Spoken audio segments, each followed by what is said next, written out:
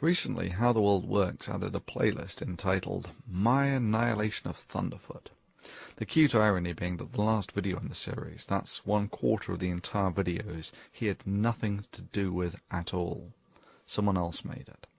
He has since retitled it, The Video That Thunderfoot Does Not Want You to See. Here's a word for you to get acquainted with How the World Works. Plagiarism. I have several issues with the video. There is, of course, the amusing irony that How the World Works plagiarized video about the invalidity of what he cites as my ad hominem attacks would be ad hominem attacks by his own definition. You're half a step away from calling him Four Eyes or telling him that your dad can beat up his dad.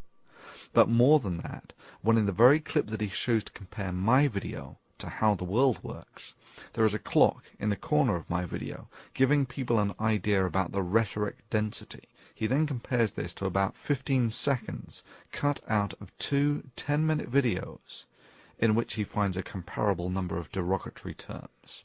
Many would see this form of cherry-picking as intentionally misleading, as it cuts out 99% of the video and context from which it's clear why I reach the level of disdain that I have for How the World Works. Allow me to make this clear. An ad hominem attack as a logical fallacy is when it is used as a substitute for an argument. Invariably the terms that I use are derived from or are a consequence of presented arguments. And yes, I make no secret of my disdain for someone who engages in actions as antisocial as selling disinformation and conspiracy theories, especially ones which may end up affecting the future of mankind, for cash. The second that North Korea got a missile and was threatening to launch it, we should have bombed the missile site. Period. I think branding this jerk as Captain Stares-a-Lot is both fitting and humorous under the circumstances. Similarly, Mr. Buster correctly quotes me as saying that I do not attempt to monetize the Thunderfoot channel, as this could be used as an unfair criticism from suggesting a conflict of interest or some such. And yeah, that does put a fiscal value on the level to which I honor the integrity of this channel. He then suggests that I am a hypocrite due to my criticism of How the World Works. But of course, it is an entirely fair criticism of How the World Works. He is a money-grubbing subscriber whore, and the fact that I do not attempt to monetize my channel to maintain its integrity does nothing to nullify this.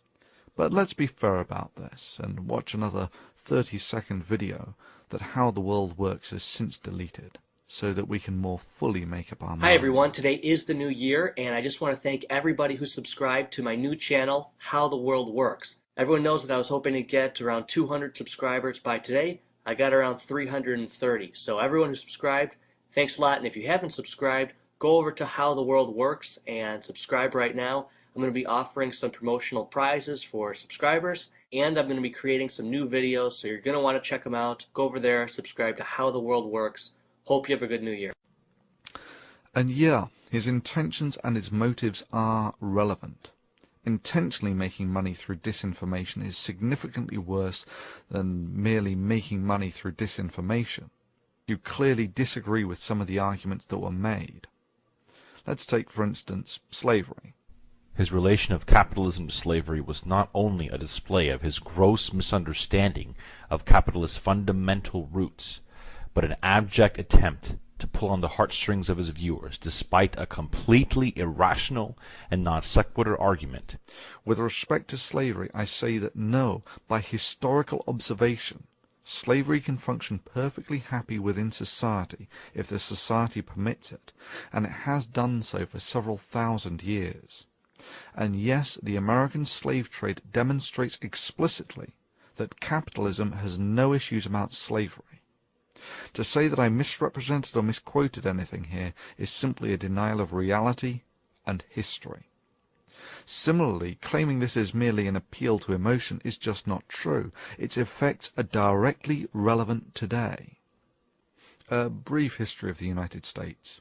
About 250 years ago, the country was founded with a Declaration of Independence, after which, for about 100 years, slavery and the slave trade were acceptable and profitable in the United States. And yes, profitability is the only metric of success in capitalism.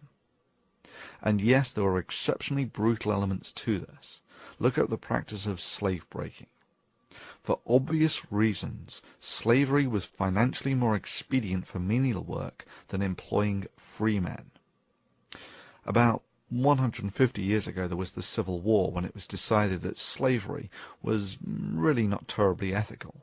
And yeah, that's right, people fought a war primarily over this. Then 50 years ago there was the Civil Rights Movement, which finally got equal rights for blacks. And even today, the socio-economic scars of this history are graphically visible in the United States. And I speak with the experience of one who has seen more of it than most. You can still walk in many areas of America from a white neighborhood to a black neighborhood and watch the quality of housing drop and the number of people on the streets increase as their wealth decreases. It's visually conspicuous. The only way you can not see it is denial.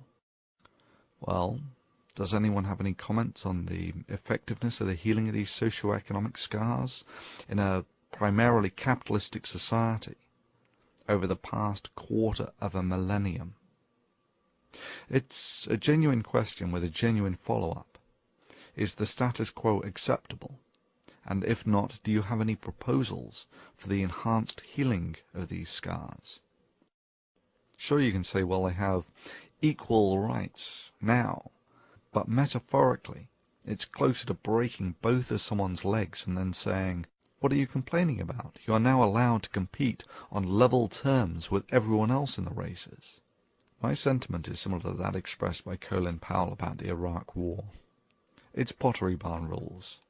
You break it, you own it.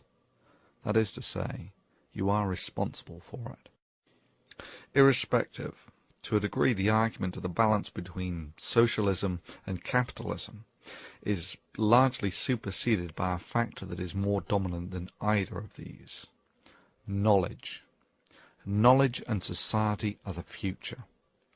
Indeed, the interplay between knowledge, society, and the advancement of civilization was next on the cutting board before I got distracted by Captain Stairs-a-Lot. Thankfully, How the World Works has effectively scurried away with his tail between his legs, in rather a timely fashion, I may add, as I have real-world commitments for the best part of the next 3 weeks or so, and really can't do anything anyway. But after that, say anything demonstrably stupid, and your ass is toast. But let's summarize the similarities between the poster boy for conspiracy stupidity, that's PCS2, and his global warming conspiracy, and creationists.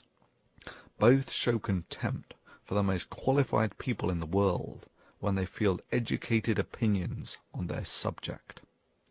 Both are happy to quote mine in order to misrepresent and mischaracterize what they perceive as their opposition.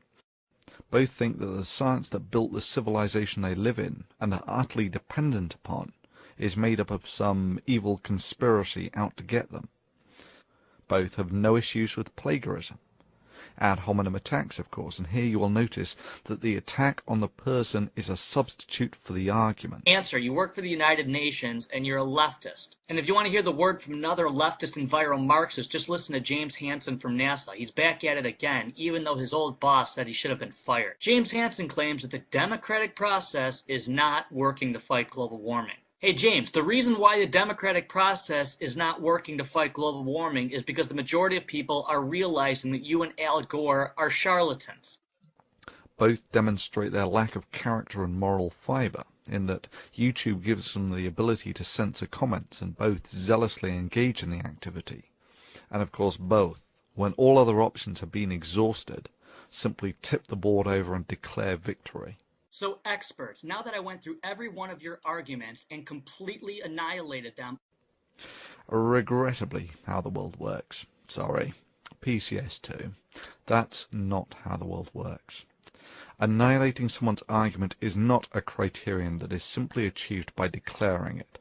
Indeed, the mere fact that you need to make such a statement seems to suggest that you do not think that this is self-evident from your argument.